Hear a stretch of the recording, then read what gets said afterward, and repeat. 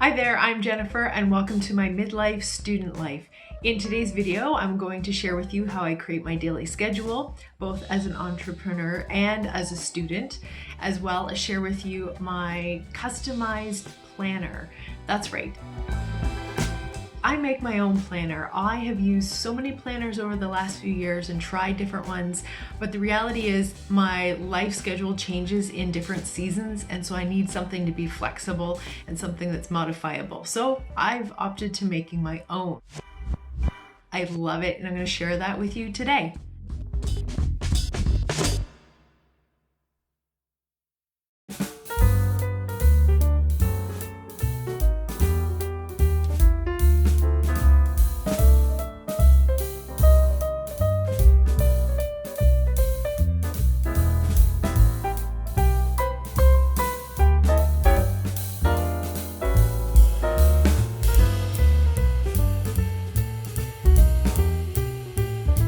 First thing that you're going to notice, this is on an 8.5 by 11 sheet of paper. I print them double-sided.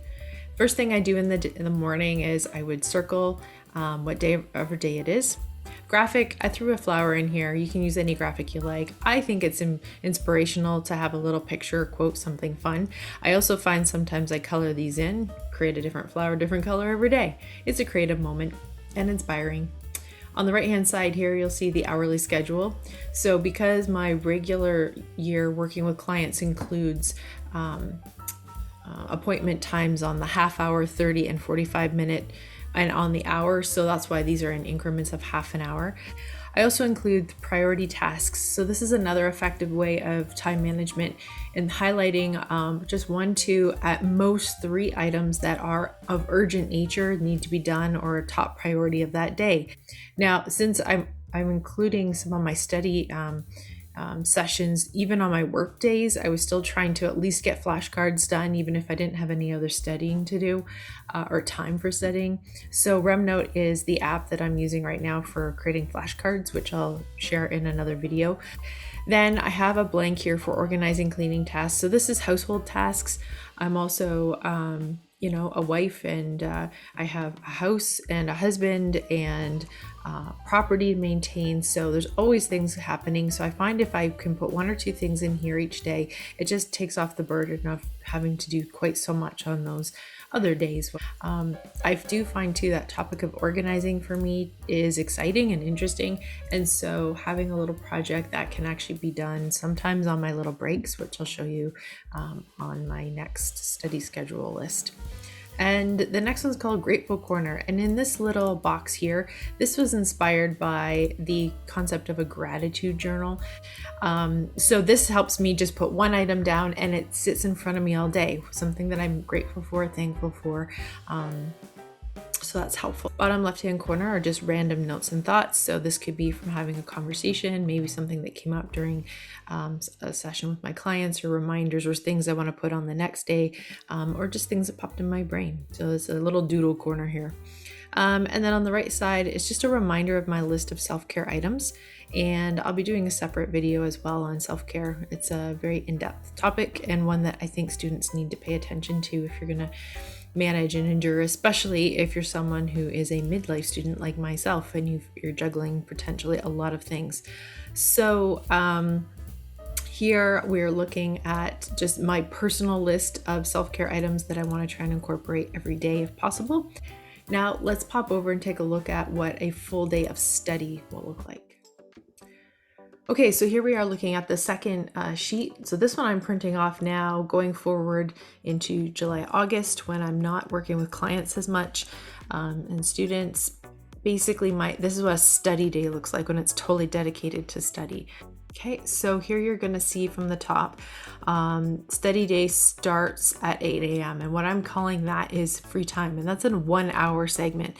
That gives me an hour's worth of time to get into the office, do any little organizing, cleaning up, getting myself ready if the space isn't ready for study. That could also be looking over things and figuring out what is I'm going to fill out for the blocks for the day. This also could be, catching up on some other work emails, and there's a whole variety of activities that consume an hour. 9 a.m. sharp, I start with my first series of RemNote flashcards, and that's a 25-minute block. followed by a 5-minute break. Usually this break isn't long enough to go out or do much, but that's just long enough to switch my brain over from this activity into my first block session. Now, these block sessions are all 15-minute blocks with a 10-minute break. So what that means is I'm totally focused and working away at this. Now, there is an element of flexibility in here in that if for some reason I, get into a really good workflow and I want a block to flow into another, I could do that. But with that in mind, that would give me a maximum of nearly 2 hours of study time, which is pushing it for focus and real productive time. I think many of you are familiar with the Pomodoro concept of studying, and that again is just that interval of break in between a study period is very important, and it is helpful for me. Yeah, there's an element of flexibility, but this just gives me a great idea. Plus, when you look at this, it's like, oh wow, look at all the breaks, yay. So now it feels like I have lots of time, and I think that's one of the biggest things with the self-care piece is just figuring out, when do I have time to do these things? Well, because my alarm goes off, I set my alarm for each of these little blocks. When it goes off, I know I have 10 minutes to do my movement, to go outside, to sit quietly, to whatever I'm doing, produce a meal prep. So that's what I do. So there you go. That's what a study day looks like for me.